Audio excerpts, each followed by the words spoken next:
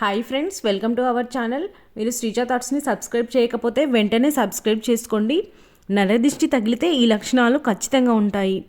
సాధారణంగా ఇంట్లో చిన్నపిల్లలు లేదా పెద్దవాళ్ళు ఉన్నట్టుండి అకస్మాత్తుగా నీరసపడినట్టు మన పెద్దవారు దిష్టి తగిలి ఉంటుంది, దిష్టి తీయండి అని చెప్తూ ఉంటారు.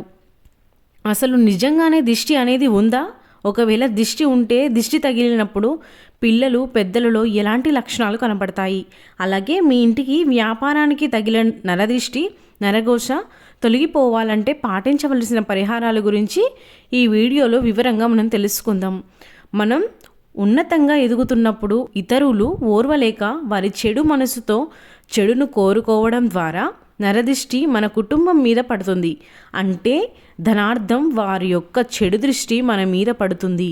వక్ర దృష్టి, ఈశ్వ అసూయలతో కూడిన తక్షణ దిష్టి సోకినప్పుడు ఈ నరదిష్టి తగులుతుంది.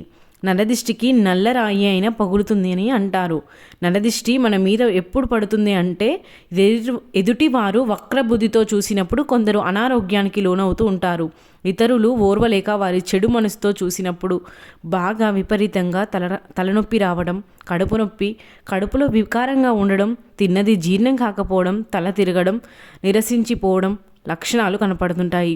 నరదిష్టి తగిలిన పిల్లలు నిద్రలో ఉలిక్కిపడడం, ఎన్ని మందులు వేసినా పిల్లలు నీరసంగా ఉండడం, ప్రతి చిన్నదానికి ఏడవడం, పిల్లలు అనారోగ్యానికి గురి అవ్వడం లాంటి లక్షణాలు కనపడుతుంటాయి.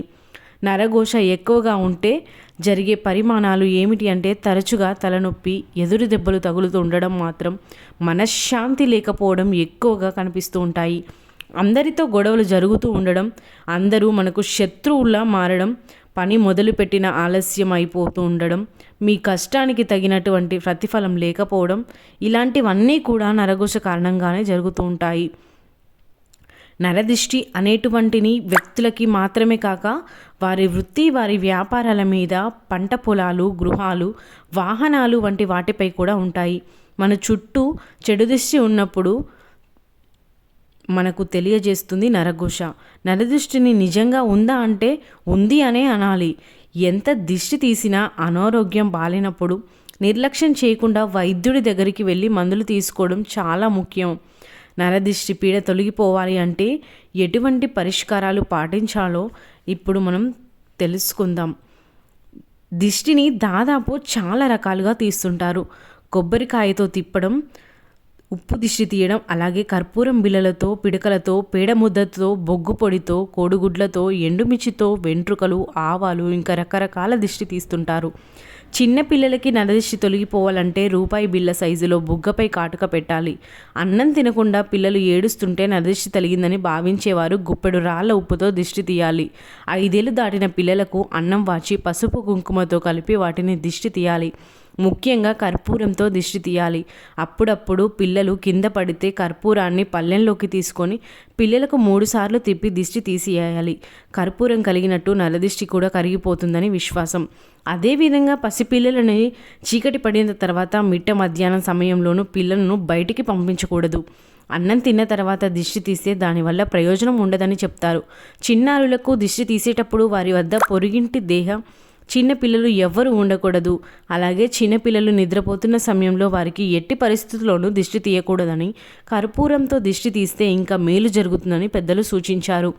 1 చెంచాడు రాతి ఉప్పును ఎడంచేతి గుప్పిడిలో తీసుకొని ఇరుగు పొరుగు దిష్టి, తల్లి దిష్టి అన్నీ తుడిచిపెట్టుకుపోవాలని అనుకుంటూ బిడ్డ చుట్టూ ఎడమ నుండి కుడికి, కుడి నుండి ఎడమకు 3 సార్లు తిప్పాలి. చేతిలో ఉన్న ఉప్పును పక్కన ఒక ప్లేట్లో పెట్టి పై విధంగా మరో 2 సార్లు చేసి నీటితో బిడ్డ కళ్ళ తుడిచి దిష్టి తీసిన ఉప్పును ఎవ్వని తొక్కని చోట పడివేయాలి.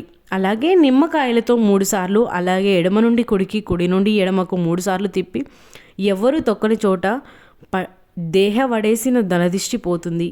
బాలద్రోహ దోషముల నివారణకు పిల్లలకు దిష్టి తీసే సమయంలో పళ్ళెంలో నీళ్లు పోసి అందులో కుంకుమ వేసి మరొక పళ్ళెం తీసుకొని కుంకుమ వేసి మరొక పళ్ళెం తీసుకొని అందులో కుంకుమతో కలిపి 3 అన్నం ముద్దలను కలిపి అందులో వేసి దిష్టి తీసి ఇంటికి దూరంగా బయట 3 దారులలో పోయాలి.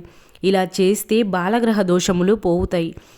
దిష్టి తగిలిన వారికి ఉప్పు, మిరపకాయలు, టీవీలు వంటివి తల మీదుగా చుట్టి తిప్పడం అంటే ఇతరుల నుంచి ప్రసరించబడిన విద్యుత్ కిరణాల వలయాన్ని విచ్ఛిన్నం చేయడం అన్నమాట. అలాంటి పరిస్థితుల్లో రేణుకాదేవిని స్మరించుకోవాలి. రేణుకాదేవి నామాలను స్మరించడం వలన, ఆమె స్తోత్రాలు చదువుకోవడం మూలంగా దృష్టి ప్రభావం నుంచి వెంటనే బయటపడవచ్చు.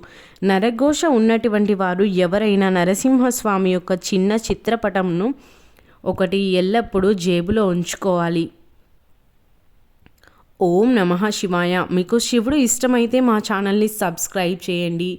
నేను చూపించిన విధంగా ఇలా దిష్టి తీయడం వలన చాలా మంచి జరుగుతుంది.